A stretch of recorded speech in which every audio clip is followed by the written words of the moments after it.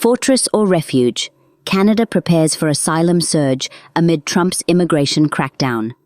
On day one, I will launch the largest deportation program in American history. As President-elect Donald Trump pledges to enact the largest deportation effort in U.S. history, Canadian officials and advocacy groups are bracing for a potential surge of asylum seekers across their shared border.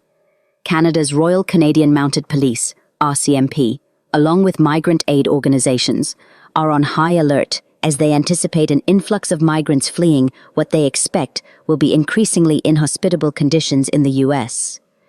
Sergeant Charles Poirier of the RCMP revealed that police have been prepping for this potential crisis, understanding that, if he comes into power, it could drive illegal migration and irregular migration into Canada.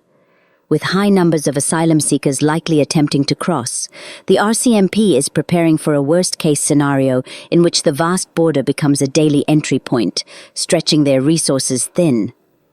Trump's earlier presidency in 2017 saw thousands of people seeking refuge in Canada, with many using Roxham Road along the Quebec-New York border as their entryway. However, since a 2023 Canada-US agreement expanded restrictions on asylum seekers, the 4,000-mile border is now essentially closed to those without special exemptions. This has left asylum seekers with the risky option of crossing undetected and hiding out for weeks before filing claims, a perilous reality that could become fatal in Canada's brutal winter months. Advocates like Abdullah Daoud, director of the Refugee Centre in Montreal, expressed grave concerns. When you don't create legitimate pathways, he says, people are going to try to do the impossible. For asylum seekers now facing fewer legal avenues for safety, more dangerous and costly routes are becoming the only options.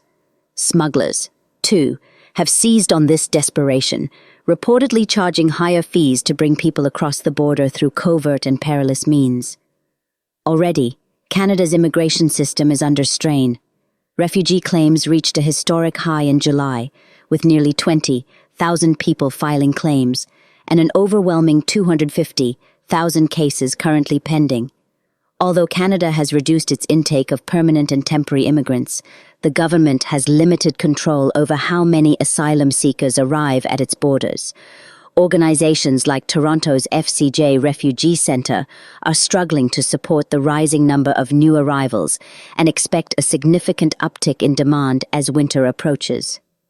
Past tragedies have underscored the urgency of this issue.